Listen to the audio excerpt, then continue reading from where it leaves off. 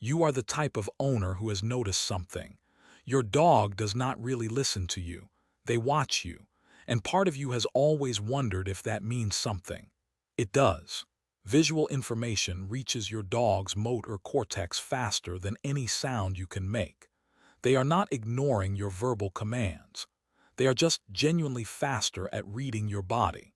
And once you understand why, you can stop competing with noise and start communicating in the channel your dog was built to receive. Most owners spend years perfecting their verbal commands, sharpening their tone, adjusting their timing, wondering why it still falls apart at the park or near traffic. The answer is not your delivery. It is the channel. Your dog's visual system is not a backup to language. It is the primary line. This video will show you exactly why that is true and how to use it tonight. Here is something that happens to almost every dog owner at some point. You are standing in your kitchen, your dog is across the room, and you say sit. Nothing. You say it again, firmer this time. Still nothing. Then you raise your hand, palm facing down, and they drop instantly. You chalk it up to stubbornness or selective hearing. But that is not what happened. Your dog was not ignoring you. They were responding to the clearest signal available. And the clearest signal was never your voice. Let us talk about why verbal commands are actually working against you in most real-world situations. When you give a verbal cue, your dog has to do 4 separate things in sequence. First, they have to hear the sound and isolate it from background noise. Second, they have to identify the specific phoneme pattern, which is the combination of sounds that makes the word distinct. Third, they have to retrieve the learned association stored in memory. And finally, they have to execute the physical response. 4 steps. In a quiet living room with no distractions, a trained dog can run that sequence fast enough that you barely notice the lag. But put that same dog near traffic, or at a dog park, or in a new environment with competing sounds, and suddenly the first 2 steps become a serious obstacle. The auditory system gets overwhelmed. Sound localization gets confused. The signal degrades before it even reaches processing. Hand signals skip the first 2 steps entirely. The visual cortex routes directly to the motor response. There is no filtering required. There is no phoneme identification. The gesture enters the system faster and cleaner than any spoken word. And this is not a training gap you can close by repeating verbal commands more often. It is a wiring difference. Your dog's brain was not built around language. It was built around movement. Dogs evolved as predators, not scavengers, not passive grazers, predators. And the primary skill of a predator is reading subtle, fast, low-contrast movement, a flick of an ear from 100 meters, a body weight shift from a competitor, a slow lowering of the head before a chase. Their visual cortex devotes specific processing bandwidth to motion-based signals, a raised hand, a pointed finger, a shift in your posture.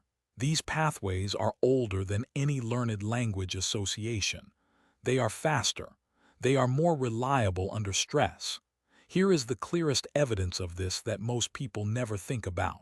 Deaf dogs can be trained to full competition obedience using nothing but hand signals. Not as a workaround, not as a compromise.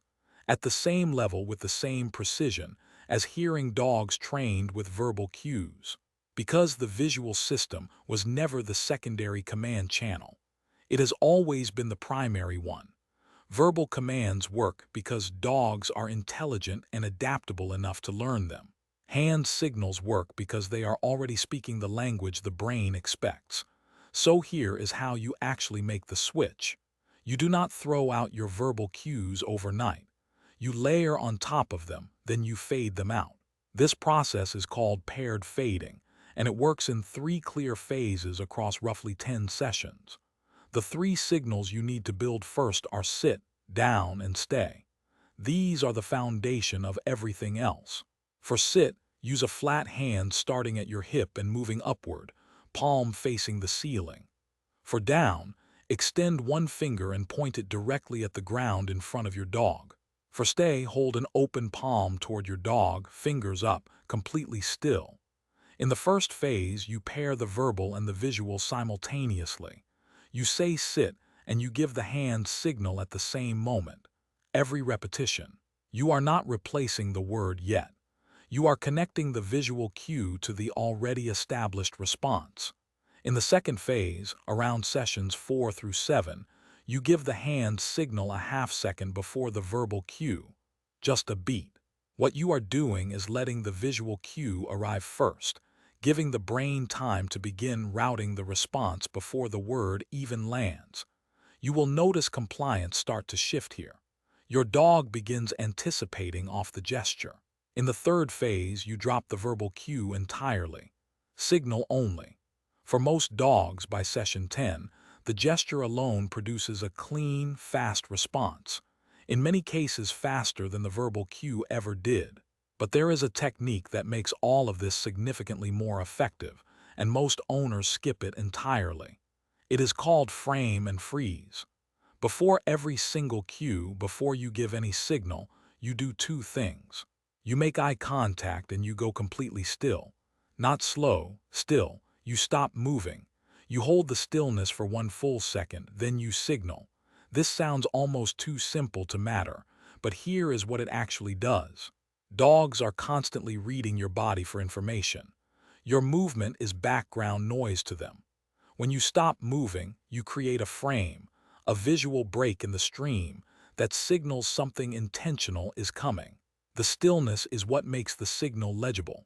Without it, your hand movement blurs into the rest of your physical chatter. With it, the signal stands alone and sharp against a quiet background. Owners who add frame and freeze to their hand signal practice consistently report two changes.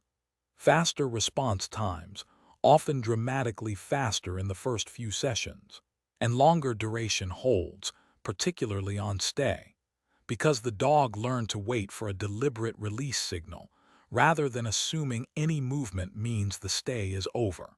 When owners make this shift from verbal primary to visual primary communication, the feedback is remarkably consistent.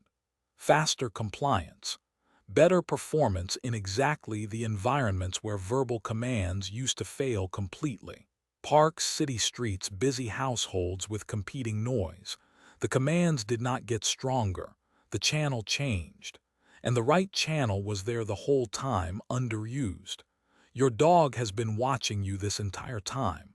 Every movement, every shift in your weight, every time you freeze before something important happens. They have been reading a language you did not know you were speaking. The hand signal is not a new trick. It is fluency in a system that was already running. Tonight, before the day is done, try 1 session with 0 words. Just signals. 3 cues, 5 repetitions each, complete silence from you. Watch your dog's focus within the first 2 minutes. Watch how their eyes lock onto your hands. That shift you see is not new. It is what was always underneath. If this changed how you think about your dog, share it with someone who is still fighting the verbal battle. They deserve to know. Thanks for watching.